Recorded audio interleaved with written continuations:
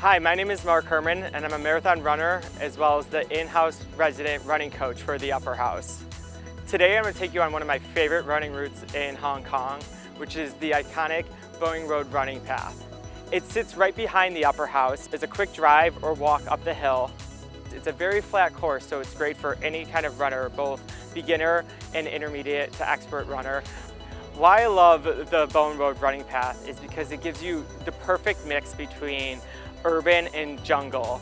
You're running in the mountains and you get all these great views of the city, as well as you're sitting upon this urban landscape where it's the hustle and bustle of Hong Kong. Bowen Road is a great running path because, again, it's not too short, but it's not too long. It's about a 6K loop in total. You start at the Bowen Road running path in Bowen Drive, and it goes about 3K to Stubbs Road, and then you turn around and do a loop back. So there's a few great landmarks when you're running to look out for. One of them is about halfway to Stubbs Road, you'll see a staircase leading up to what a landmark is very famous for in Hong Kong, is the Lover's Rock. It's said that a lot of locals come here when they have fertility or relationship issues, and they go to the rock in hopes that they can have a better luck in the future with either one of those issues. As you move on towards Stubbs Road, you go above Happy Valley neighborhood, and again, Hong Kong is well known for its horse racing.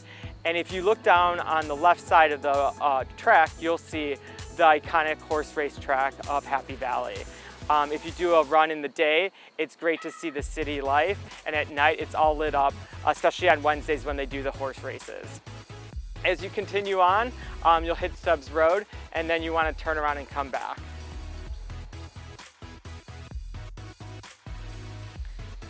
So there's a few things I like to keep in mind when I'm running, and I say it in my head as I continue my run, is breathing techniques, form, and hydration. So breathing, you want to keep it a low, consistent breath. So inhale through your nose, exhale through your mouth. The harder you're breathing, the harder your heart rate is, which makes for a tougher run. So try to keep it consistent. As well as then form. You want to keep your shoulders down, your arms and hands loose. It'll be less tense. You'll be using less energy then, so you'll be able to run longer. And then hydration. Always stay hydrated. I can't say it enough. You're gonna be sweating a lot during your run, so you wanna drink plenty before. And then during your run, if you can stop and find a water fountain, bring a water bottle, any way to stay hydrated. It's good for your muscles, it's good for your skin, and it'll keep you going.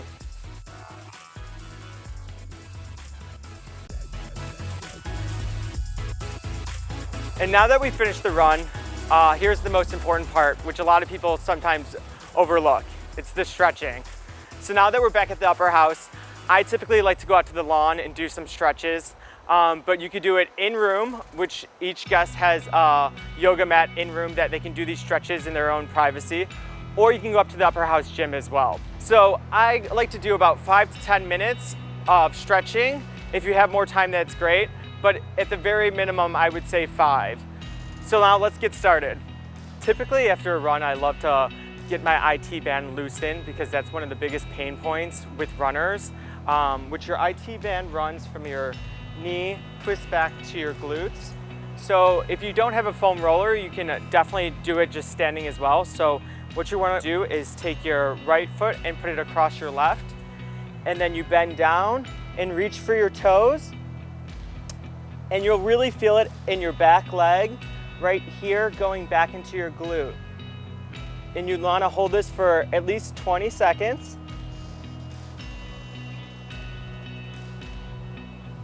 And don't bounce, you want to keep it straight as possible.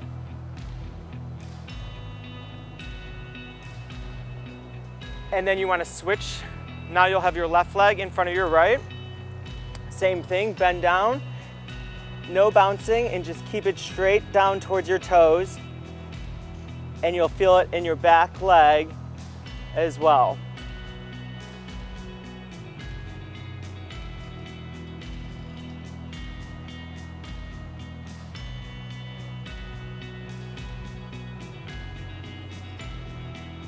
Next, we'll want to do side to side lunges. Again, each exercise you'll want to do between 20 to 30 seconds for each side of your legs. So right leg 20, then left leg 20 as well. So we're going to start with the right leg, put it out and do a lunge towards your right. Hold both feet flat and straight. And you're going to want to push down, but keep your right leg close to a 90-degree angle.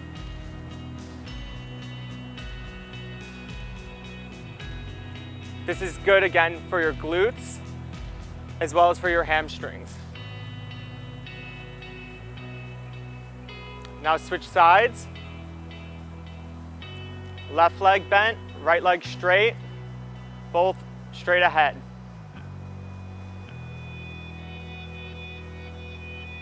You want to keep the balance not too much. You want to keep it pretty much straight as possible. And you'll feel it in both your left leg right here and your right leg in the back as well. Next we want to focus on is our quads. I do a standing quad, but you can also do it sitting as well. So first you'll grab your right leg, right hand with your right foot, hold it, and this is a good balance as well, but you want to keep it straight as possible and bend your leg backwards. Now if you can't do it without keeping your balance, you can hold onto a wall or again, anything that's near you to keep your balance straight and focus on keeping your core tight and your toes pointed.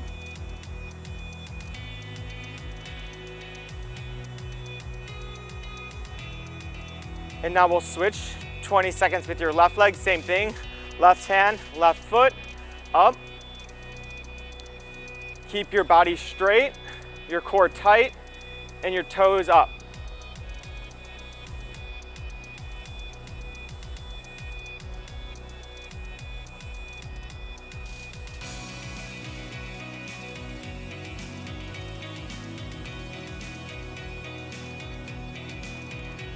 All right, now we're gonna move on to calves, which again, you can do this sitting or standing and use it against a wall or not. Out here, I'm gonna do a sitting calf stretch, whereas you want both feet right in front of the left, your knee equal with your face, and then you'll put it down and you're gonna feel in your back leg, your calf muscle being flexed.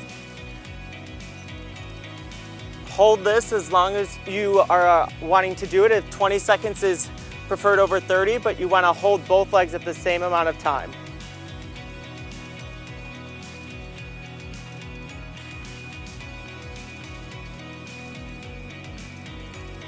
Now switch.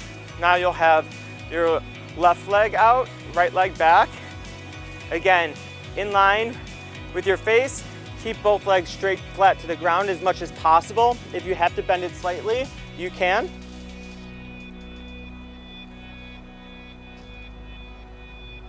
And you should feel it in your calf muscles. And again, keep the bounce to a minimum.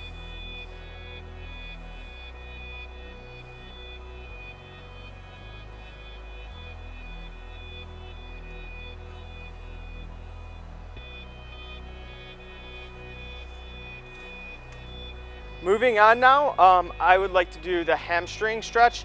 Again, this is probably one of the most important with running. It gets really tight for beginners and for veteran runners. I always like to do this one sitting.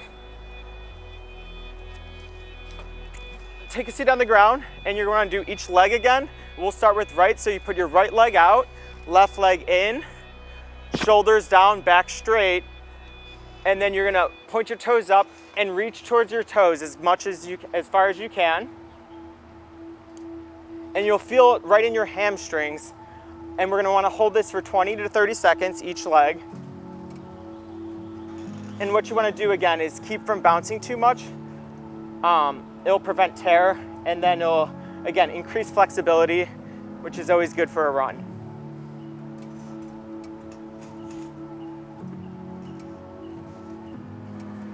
Okay, now we're gonna switch legs, and we're gonna put right leg in, left leg out. Same thing, back straight, shoulders down, pointed toes, and reach as far as you can without keeping it from bouncing. And you should feel it in your hamstring each time. So for 20 seconds, again, same as your right.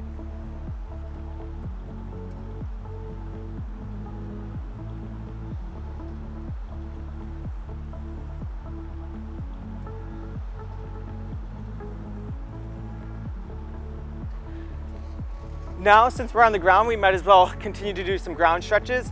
One thing that people don't really realize when you're running is posture is a major key to keeping your form well and increasing your distance and your mobility. So I like to do my lower back stretches on the ground. I typically would either use a yoga mat, or you can do it on the ground as well. So now we're gonna focus on lower back, which I think a lot of runners typically don't think that that's a big importance when stretching, but it really is, because it's good for form and posture. And good form and posture means better running. So we're gonna sit down on the mat. So you're gonna wanna go as flat as possible with your back. Try not to arch it, keep it flat. Both legs straight out.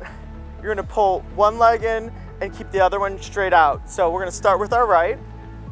Pull it in, use your hands to press with your knee and pull back. You're still gonna wanna stare straight up, keep your back flat, and keep your knee as close to your chest as possible. Again, keep from bouncing, but hold it there, and you should feel it in your glutes and lower back. We'll hold this for 20 seconds, and then we'll switch to the left leg.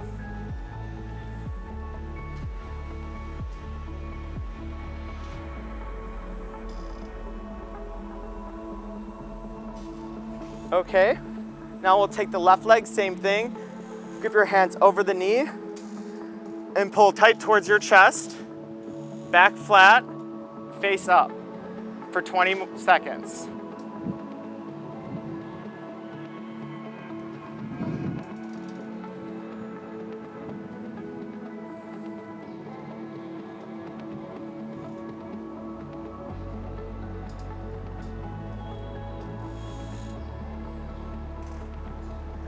Okay, now we'll move on to butterfly stretch, which I feel like is a pretty basic stretch that we've all kind of learned throughout our days, but it's really important, again, for your groin muscles, for your glutes, to keep it as flexible as possible. So what you'll want to do is pull both of your feet together, hold tight, keep your back straight. Again, no bouncing, and you'll want to hold this position. Hold it for 20 to 30 seconds. Again, whatever you feel is best. And you should really feel it right here, your inner thigh, groin. That keeps you, again, as flexible as possible when running, and will make for a better run in the future as well.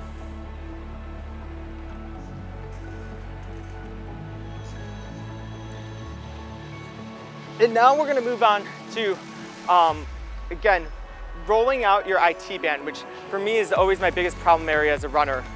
So what we're gonna do is take a foam roller, which the upper house has at the gym, but you can, again, do this without the foam roller or with. I prefer with. Put it down in the middle of the mat, and we're gonna do both sides again. Right leg, then left leg. And you're gonna wanna position it right at your hip. So we'll do left leg first, right at your hip, and you're gonna foam roll down towards your knee. Keep your legs straight and perpendicular. And you're gonna roll slowly.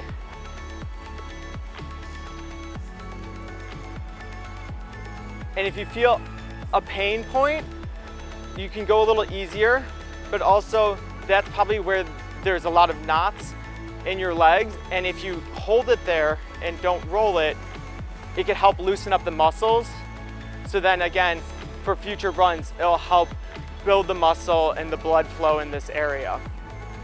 So I typically do this for 20 to 30 seconds.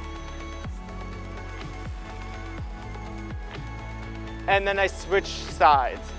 So then we'll move to the right leg.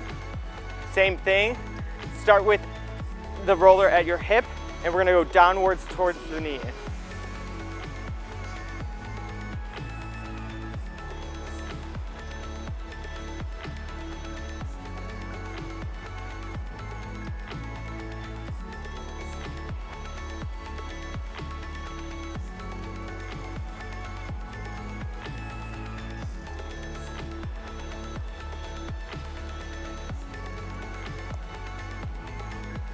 And those are typically the stretches I do before a run and after a run. I like to warm up with a few other exercises before I get out on my run. The more stretching, the better, because it's one thing that really helps improve your runs, your muscles, and keeps you running.